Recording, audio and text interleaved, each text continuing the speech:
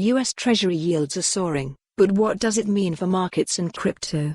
The 10-year US Treasury yield recently hit its highest level in 12 years, but how might this impact investors' sentiment towards stocks and cryptocurrencies?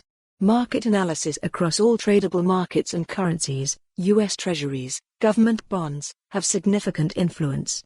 In finance, any risk measurement is relative, meaning, if one insures a house, the maximum liability is set in some form of money.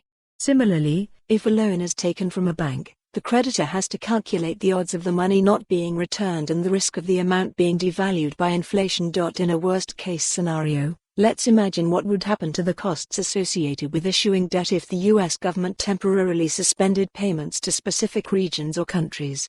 Currently, there is over $7.6 trillion worth of bonds held by foreign entities, and multiple banks and governments depend on this cash flow. The potential cascading effect from countries and financial institutions would immediately impact their ability to settle imports and exports, leading to further carnage in the lending markets because every participant would rush to reduce risk exposure.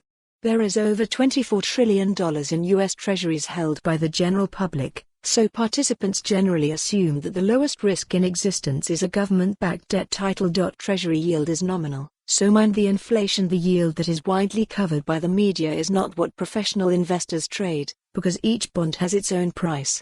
Follow the URL for the full article. For more on this story, visit the news article link.